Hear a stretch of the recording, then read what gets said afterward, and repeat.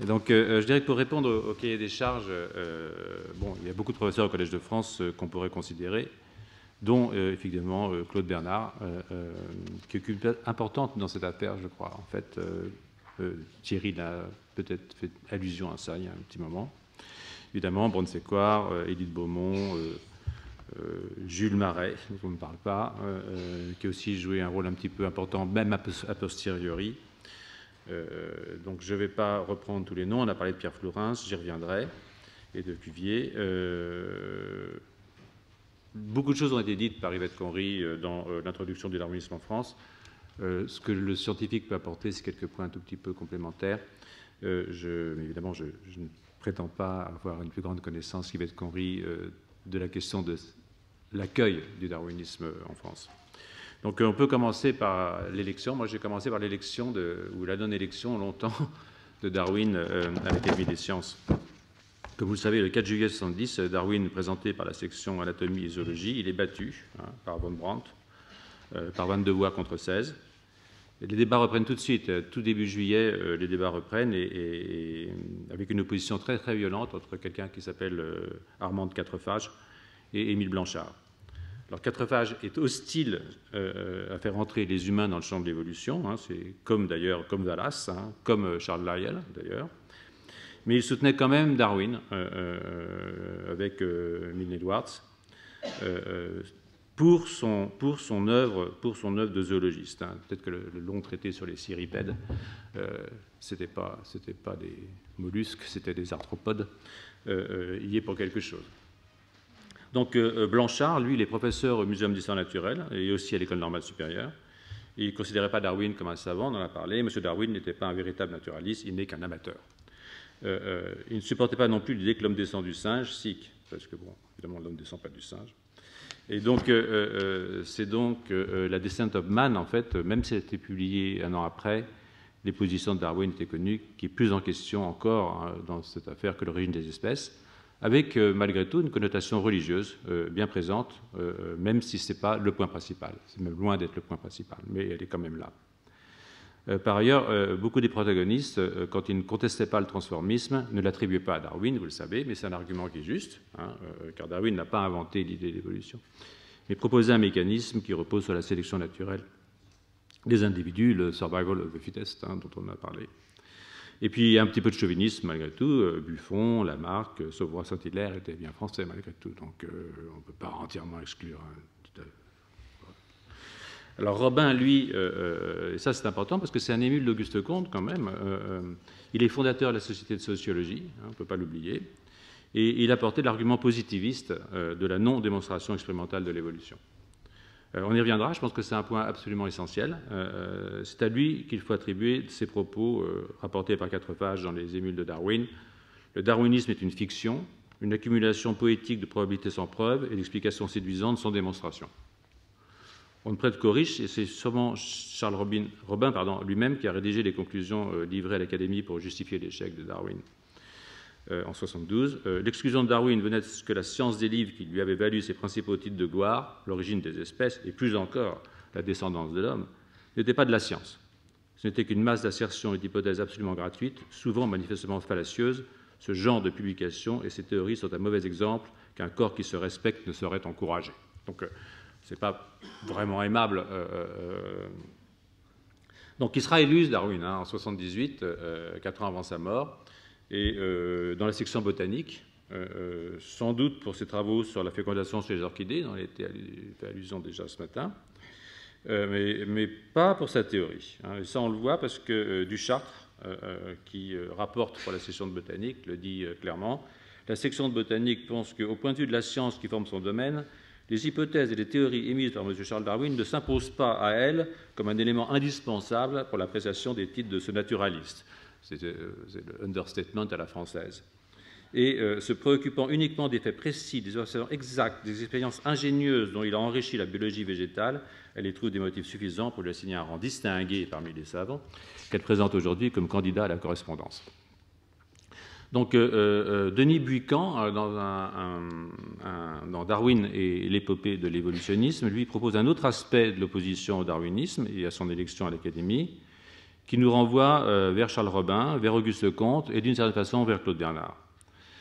Même si on connaît le rapport contradictoire que Claude Bernard entretient avec le père du positivisme, dont il accepte la théorie des trois axes de la science, on en a parlé, théologique, métaphysique et positif, et qu'il attaque pour son attitude génératrice, allant jusqu'à traiter de spécialiste de la généralité ou de mouche du coche. Donc,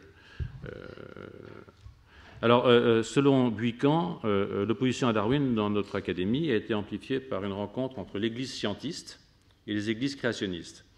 Alors, par le terme Église scientiste, il vise une obsession déterministe qu'on retrouve évidemment chez Claude Bernard et qui a partie liée avec le déterminisme physico-chimique.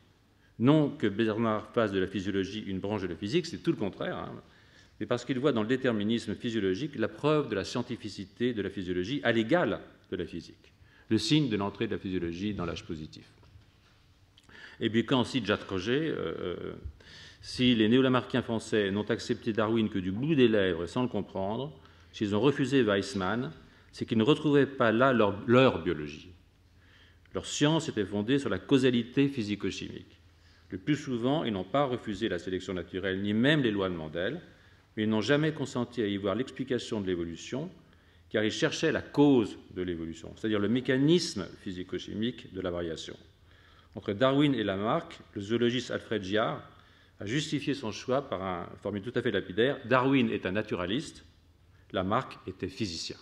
Donc on a choisi le physicien.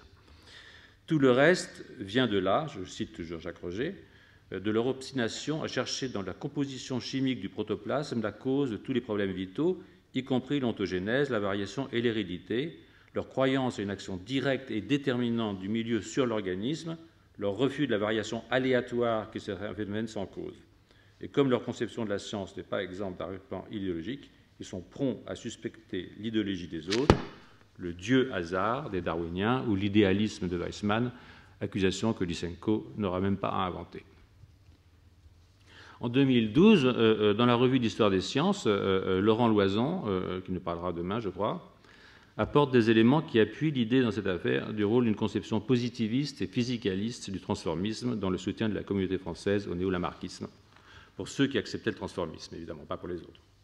Donc, pas Pierre Flourens, profondément hostile au transformisme, donc à Darwin, à qui il reprochait aussi de n'avoir pas apporté de preuves directes et expérimentales de l'évolution, niant ainsi, au nom d'une définition philosophique de la scientificité, le statut scientifique de la théorie de l'évolution. Les mêmes arguments, à vrai dire, et des arguments même très très proches, ou des arguments proches, on les retrouve aujourd'hui dans la bouche des créationnistes américains. C'est les mêmes. La position de son successeur dans cette maison, le physiologiste Jules Marais, un peu plus tard, puisqu'il est mort en 1904, était différente parce qu'il était néo-lamarckien, donc transformiste. Mais il était aussi mécaniciste parce que néo-lamarckien.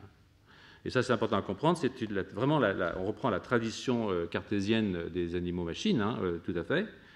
Il faut savoir quand même que la figure de René Descartes, à mon avis, n'est jamais très loin de ceux qui croient, au nom d'un matérialisme naïf, que le canard de Vaucanson est un bon objet pour la physiologie.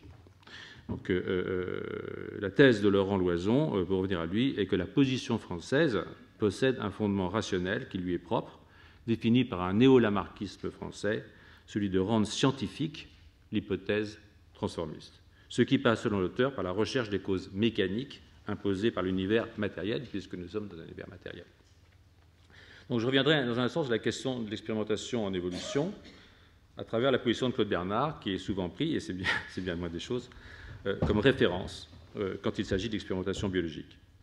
Mais dans le cas des néo-lamarckiens, l'expérimentation doit être physique, parce que la causalité est physique, et parce que pour les matérialistes, le vivant s'inscrit dans l'évolution de la matière. C'est une évidence, bien entendu.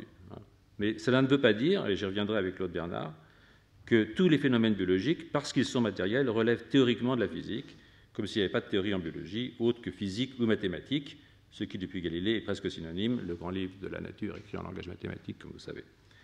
D'où les expériences consistant à faire varier les conditions physico-chimiques chez les plantes, altitude par exemple, chez les bactéries et aussi chez les métazoaires, même si c'est plus difficile à cause de l'homéostasie.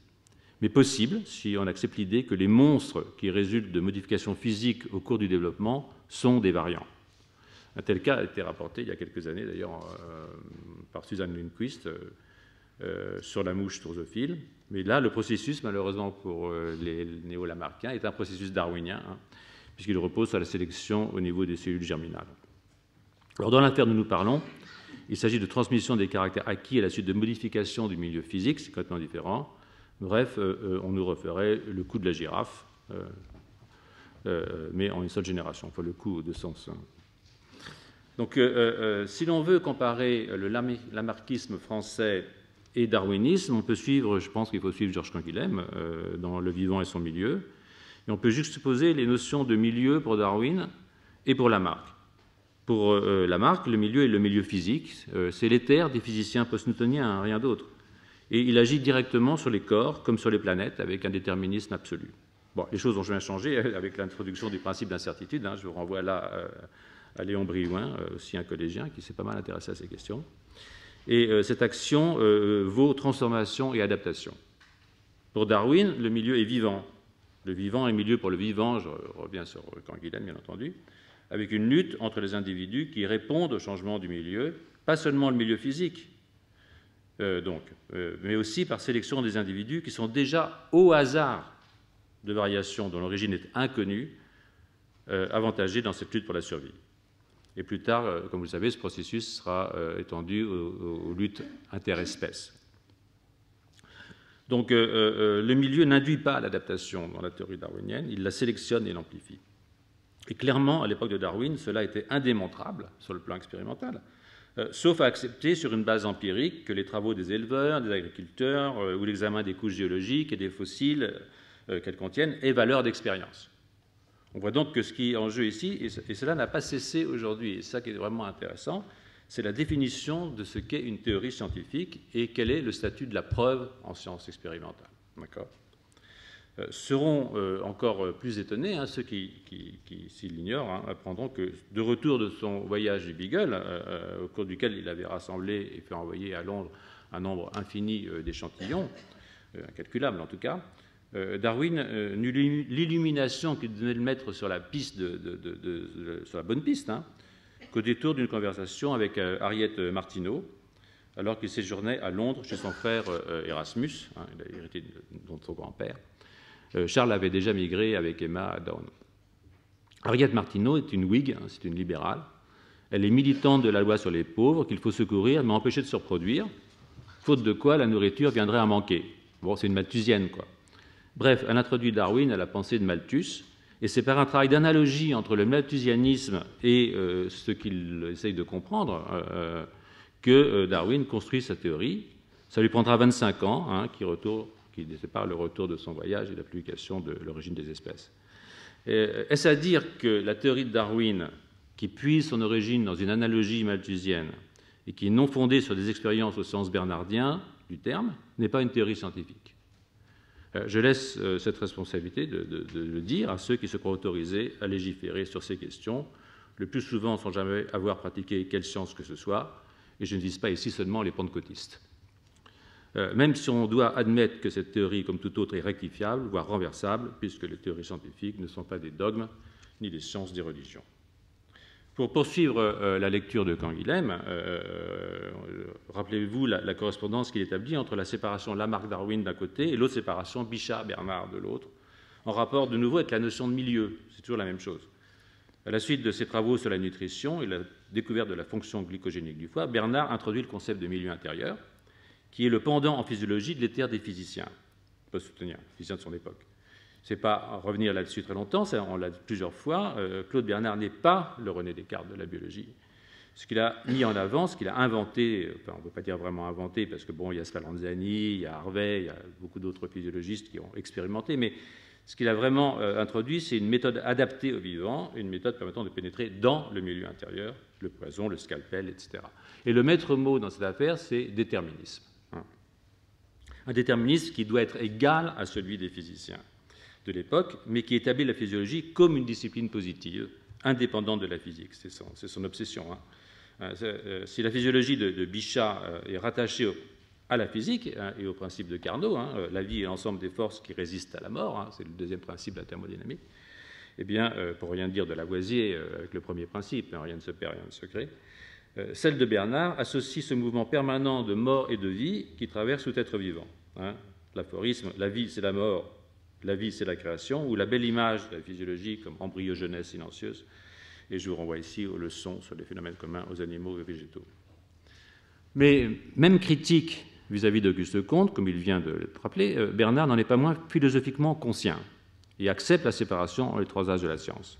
Et dans ce cadre, il estime, à juste titre, il me semble d'ailleurs, avoir fait entrer la physiologie dans l'âge positif, justement par l'expérience et les concepts développés à partir des expériences, dont celui de milieu intérieur, et par la revendication du déterminisme démontré par la reproductibilité des expériences, les mêmes conditions expérimentales conduisant au même... Bref, pour Bernard, il est lui-même le Newton du brin d'herbe. Voilà.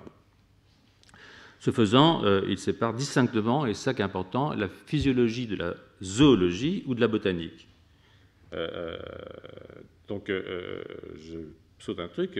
Cette séparation s'explique par le fait qu'on ne peut pas expérimenter en zoologie. Alors, qu'est-ce qu'il entend par zoologie? Ça, c'est important.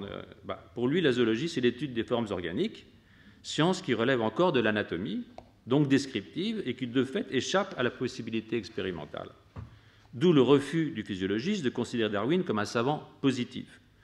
On me permettra de renvoyer faute de place à l'étude consacrée. Je fais une petite étude là-dessus en 90 que j'ai publiée, mais je ne vais pas développer.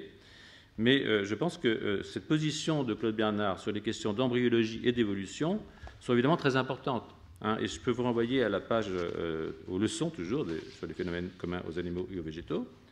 L'être vivant est comme la planète qui décrit son orbite elliptique en vertu d'une impulsion initiale. Cette comparaison s'applique à l'être vivant et à son évolution.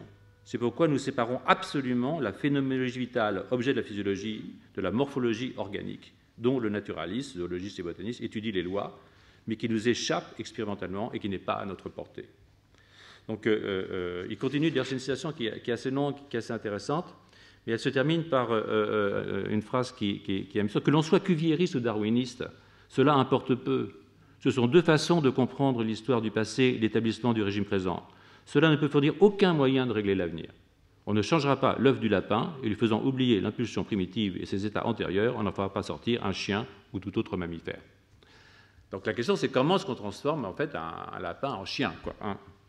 Et plus tard, il écrit aussi la morphologie vitale, nous ne pouvons que la contempler, puisque son facteur essentiel, l'hérédité, et là il met même le doigt sur la chose, l'hérédité n'est pas un élément que nous ayons en notre pouvoir et dont nous soyons maîtres, comme nous le sommes des conditions physiques des manifestations vitales.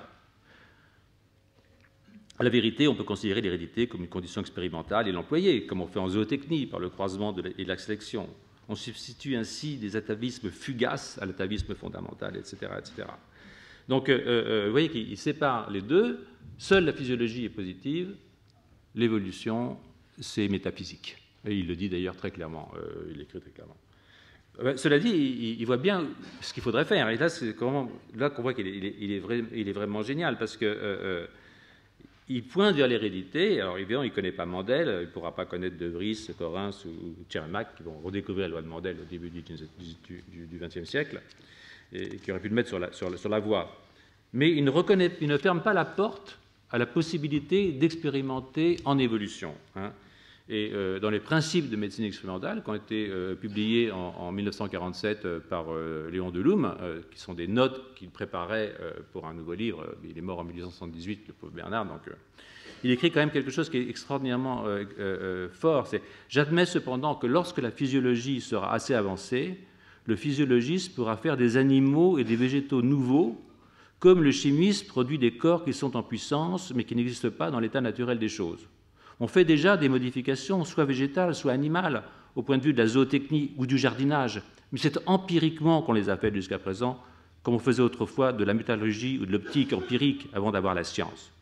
Mais la physiologie devra agir scientifiquement pour opérer toutes ces modifications et se rendre compte de ce qu'elle fait, parce qu'elle connaîtra les lois intimes de la formation des corps organiques, comme le chimiste connaît les lois intimes de la formation des corps minéraux.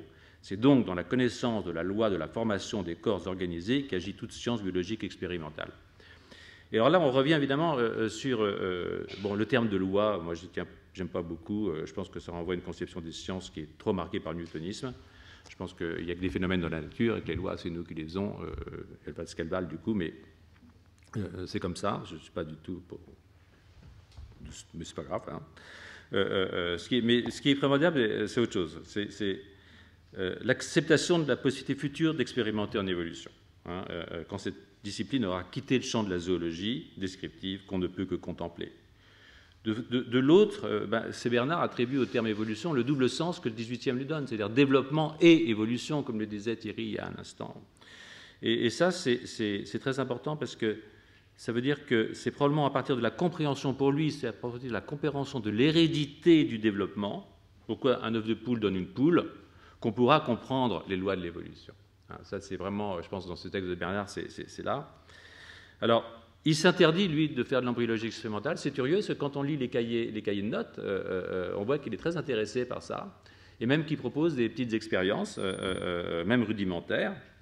Et en plus, une chose qui est intéressante chez lui, c'est qu'il voit l'embryogenèse partout. En particulier, il la voit en physiologie. Hein, par exemple, il dit « Il s'agit de prouver que les phénomènes du développement n'existent pas seulement dans l'état embryonnaire, mais que se poursuivent à l'état adulte. Ce sont les âges, les croissances, etc. La vie plastique va en diminuant. Prouver en second lieu, il se donne des instructions, hein, prouver en second lieu que les phénomènes de développement sont la cause de tous les phénomènes physiologiques, de toutes les manifestations vitales. Le développement, sa création, est donc toujours le phénomène vital dominateur. Les maladies ne sont elles-mêmes que la déviation de ce principe de développement qui est la cause première de toute maladie. Les maladies ne sont que la manifestation de création déviée. » Donc, il veut faire entrer l'embryologie en physiologie. C'est une vision qui est incroyablement contemporaine, en fait, de la physiologie. Hein. Et il a une attitude quand même ambiguë et utilitariste, je dirais, du développement par rapport à l'évolution, qui n'est pas, sans rappeler, celle de Haeckel. Hein. Je ne vais pas déflorer le texte de Laura Bossi. Mais enfin, quand même, c'est difficile de ne pas voir que l'introducteur de Darwin en Allemagne, hein, Ernst Haeckel, ne voyait dans l'embryologie que la preuve de l'évolution. Hein, et était très hostile à l'embryologie expérimentale. William Hiss, par exemple, a été l'objet de ses sarcasmes. J'y reviendrai dans un instant. Donc il est impossible, dans le cadre de l'exposé, d'explorer plus avant cette question. Mais évidemment, aujourd'hui, quand on pense à ce que sont les gènes de développement et qu'on sait que c'est leur mutation probablement ou la mutation de leurs éléments régulateurs qui sont à l'origine de formes nouvelles, hein, des monstres hein, pour la plupart d'entre eux, hein, ça c'est sûr, mais des monstres porteurs d'histoire, hein, d'espoir, hein, comme le disait Richard Goldschmidt, qui est un des initiateurs de la théorie saltatoire, qui sera plus tard développée ou popularisée et ou par Eldredge et Gould. Hein. On se rappelle que Darwin était hostile à l'idée que la nature fait des sauts, c'est-à-dire que pour lui la nature ne fait pas de sauts, en contradiction avec Huxley qui disait « Ah, vous mettez là un obstacle inutile à votre théorie, c'est vraiment bien dommage ».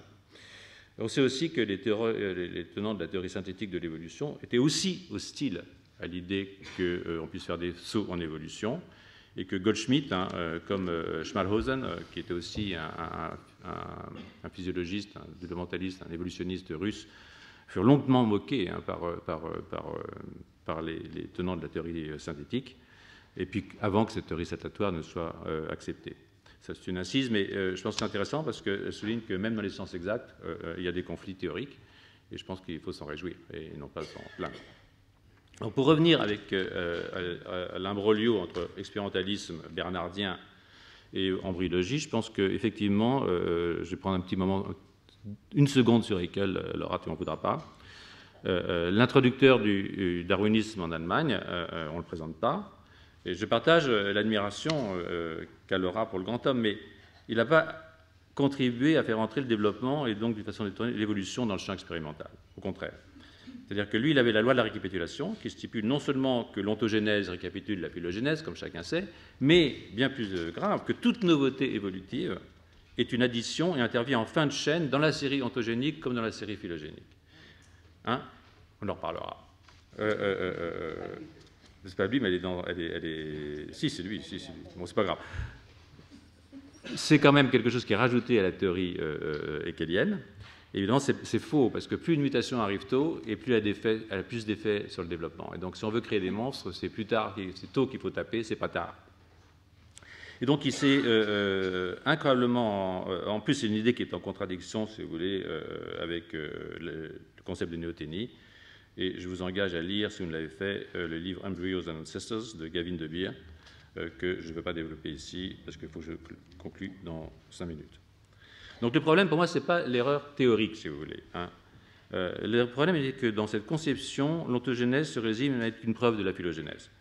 Et asseoir la théorie darwinienne, c'est très important pour Haeckel, pour 2 raisons, scientifiques, bien sûr, mais aussi idéologiques, sa haine du religieux. Hein. Et il n'avait pas de temps à perdre à quitter le champ du descriptif pour passer à des approches expérimentales qui sont longues, fastidieuses, incertaines, et ça prend du temps. Donc, il a maintenu la science du développement, je dirais, dans l'ornière anatomique, pour reprendre les termes de Claude Bernard, quand il discute la place de Bichat dans l'histoire de la physiologie. Donc, De Beer le dit bien, en deuxième lieu, nous sommes libérés de la camisole de force mentale. C'était violent quand même, hein, on ne parlerait plus comme ça aujourd'hui, mais c'était pas mal en fait. En deuxième force, nous sommes libérés de la camisole de force mentale qui a eu des effets lamentables sur le progrès biologique. Il n'est pas exagéré de dire que la théorie de la récapitulation de Haeckel, bien qu'ayant pu stimuler la recherche dans le domaine de développement de nombreux animaux, a cependant contrecarré et retardé l'introduction de la méthode analytique et causale en embryologie. Par exemple, quand William Heath essaie d'analyser les processus ontogéniques en les divisant en éléments plus simples, croissance, extension, adhésion, perforation, Haeckel le ridiculisa. C'est vrai. Bon, ça s'est développé plus tard, aussi en Allemagne, avec William Roux, comme vous le savez, puis la grande école d'embryologie expérimentale allemande, plus qu'en France, alors que Bernard était quand même français. Ça, c'est aussi un paradoxe assez intéressant. Et donc, aujourd'hui, évidemment, c'est un autre colloque, mais aujourd'hui, on peut créer des formes animales nouvelles, ça s'appelle les organismes génétiquement modifiés. Et il y a une autre discipline qui s'est créée, qui s'appelle EvoDevo, qui a une importance, c'est qu'elle est capable d'unifier au sein d'une théorie biologique les questions du développement, d'évolution et de reproduction. Mais ça, c'est une autre histoire. Alors, il y a 2 points qui sont importants encore, à mon avis. Le premier, c'est le rôle de Henri Bergson dans l'introduction du darwinisme en France. Bon, il est de bon ton, au nom d'une opposition sans nuance au vitalisme, de prendre à la légère les réflexions de Bergson sur le darwinisme. Et cependant, si vous lisez L'évolution créatrice et si vous lisez Georges Canguilhem, vous verrez à quel point Georges Canguilhem doit à Bergson dans son analyse du darwinisme. C'est tout à fait étonnant. Parce que Bergson a mis le doigt là où ça fait mal.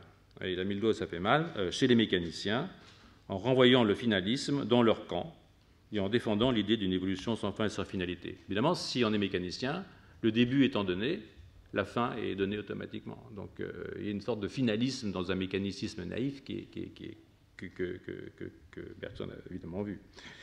Donc je me suis exprimé sur ce point dans d'autres textes, et je me contenterai juste de dire que ce n'est pas parce que le vivant est matériel que la biologie est une branche de la physique ou de la chimie, parce que ça, c'est confondre, si vous voulez, l'objet matériel au sens du terme avec l'objet scientifique, et l'objet scientifique, ce n'est pas l'objet matériel. L'objet scientifique, c'est l'objet matériel et la théorie qui va avec. Hein. Si vous prenez un cerveau et que vous le lancez à travers la salle, et vous calculez sa trajectoire en fonction des circonvolutions, vous faites de la physique, vous n'êtes pas biologiste pour autant. Donc, même si vous travaillez sur le cerveau, vous voyez ce que je veux dire. Donc, il faut une théorie qui va autour et qui participe à la construction de l'objet scientifique. Donc, le matérialisme naïf, ou le mécanicisme naïf, qui dit c'est parce que comme c'est de la matière, c'est une science de la matière, et vraiment d'une naïveté tout à fait désarmante. D'ailleurs, vous voyez que je suis très désarmé. Dans le cas du vivant, cette théorie doit rendre compte de ce qui est spécial au vivant, comme disait Claude Bernard, de nouveau, en particulier des questions de développement, de reproduction, de génétique, d'évolution. Et pour ce, la description n'est pas suffisante. Il faut aussi être capable de construire un cadre théorique adapté. Par exemple, la simple description des formes animales et végétales, même armée de l'idée d'évolution, ne permet pas de construire une théorie. Ce qui rend scientifique la théorie darwinienne, c'est le mécanisme proposé de la survie du mieux adapté, la sélection s'opérant au niveau des individus. Ça, c'est très important. Même si les preuves expérimentales au sens bernardien ou néo-lamarckien, ce n'est pas la même chose qu'on vient de voir, manquent, l'expérience darwinienne est faite par les éleveurs, les agriculteurs, quand ils sélectionnent progressivement et au fil des croisements des animaux et des végétaux les mieux adaptés à leurs besoins. On en a vu les conséquences sur l'acceptation, tout particulièrement en France, du darwinisme qui, pour les expérimentateurs en laboratoire, reste à l'étape métaphysique de l'histoire des sciences, le darwinisme. L'âge positif devant venir avec une expérimentation digne de ce nom, qu'on se rappelle, j'admets volontiers, etc. Mais qui dit H positif pense aussi mathématisation du monde dans la grande tradition galiléenne, hein, le grand livre de la nature écrit en langage mathématique. Pas plus qu'il ne s'agit de rejeter l'utilisation dans l'étude du vivant des outils et des concepts de la physique et de la chimie, ce serait complètement idiot. Pas plus, il s'agit de faire sortir les mathématiques des études sur le vivant, ce serait aussi complètement idiot. Mais faire de la formalisation mathématique l'alpha et l'oméga de la scientificité est une chose un petit peu différente. Bien entendu, sur le modèle de la physique, nous rêvons tous, nous autres biologistes, d'une équation qui, quand on la rééquilibre, permet de découvrir une nouvelle particule. Mais ce n'est pas pour l'immédiat, j'ai l'impression, et si ça arrive un jour, peut-être cela aura-t-il nécessité le développement de formes mathématiques nouvelles. Ce qui ne va pas sans interrogation sur le statut scientifique des langues naturelles, hein, qui est aussi un problème qui est derrière ça. Derrière cette idée d'une mathématisation généralisée de la nature, on perçoit l'évidence d'une opposition entre langue naturelle et langue mathématique. Mais qu'est-ce qu'une langue naturelle? Il me semble qu'on peut avancer que les langues naturelles ont leur structure, leurs lois, et qu'elles sont des outils de la connaissance, peut-être pas si éloignés de ce que sont les équations, sauf qu'elles semblent tellement innées que nous ne les voyons plus que sous un angle naturalisé. On peut alors aussi se demander si des mathématiques ajustées à l'étude du vivant n'incorporeraient pas de façon plus ou moins importante, selon les branches nombreuses de la biologie, les outils logiques des langues naturelles. Après tout, Darwin nous a livré une théorie, et si tel n'est pas le cas, il faudra s'avouer créationniste, entièrement écrite en langue naturelle. Il n'est pas le seul dans ce cas. Au-delà, je pense qu'on doit s'interroger sur une dichotomie qui attribue au langage mathématique, peut-être naturel pour certains mathématiciens, hein, ça c'est une autre affaire, la part scientifique, et aux langues naturelles le secteur de la communication sociale ou de la poésie. Je sais parfaitement le danger de cette interrogation que je veux porter en fin d'exposé, qui n'est autre que de faire ressurgir un sujet de la science.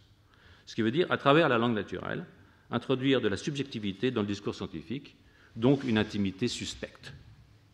Quiconque a observé un cerveau de près, c'est pas joli à voir, hein, c'est dégoulinant, il y a du sang partout, c'est mou, il y a des plaques, il y a je vous déconseille l'IRM si vous voulez rester optimiste. Donc, quiconque a vu un cerveau de près sait à quel point un cerveau est imparfait. Hein. Donc, la langue naturelle introduit une intimité qui forme un obstacle à une analyse totalement objective. Mais, à contrario, tout moniste doit accepter l'idée que le cerveau imparfait, qui est le nôtre, et le sujet sont une même chose, une seule et même chose. Et ça n'empêche pas d'envoyer des humains sur la Lune, hein, malgré tout, donc ça marche malgré tout. Donc il entre donc forcément, sauf à entretenir une relation de type paranoïaque avec le réel, une part de subjectivité dans le travail scientifique. Et je pense que c'est une contradiction qu'il est préférable d'affronter plutôt que de la nier, même si elle dérange, parce qu'elle dérange, bien entendu. Ça ne relativise pas en aucun cas les découvertes scientifiques, mais suggère que les très grands savants, les phares, hein, au sens baudelairien du terme, Darwin en fait partie, ont une relation au travail scientifique qui leur est propre, ce que j'ai appelé ailleurs la capacité à s'inventer un langage. Alors pour conclure, j'espère avoir fait valoir que, sous réserve d'inventaire, de rectification évidemment, que l'obstacle au darwinisme en France procède, d'un physicalisme néo-cartésien, en fait, hein, qui ouvrait une voie royale au néo-lamarckisme expérimental. Curieusement que Bernard, qui à travers une modification du concept de milieu établit ce que Darwin et Lamarck, était trop prisonnier du positivisme conscient pour accepter qu'une théorie portée par une science non expérimentale, au sens expérience de laboratoire, soit autre chose qu'une métaphysique. En quelque sorte, cette affaire Darwin devrait conduire à s'interroger plus avant et moins dogmatiquement sur le concept de preuve et sur les théories scientifiques, lâcher la rampe et se risquer en philosophie comme en science à penser par soi-même.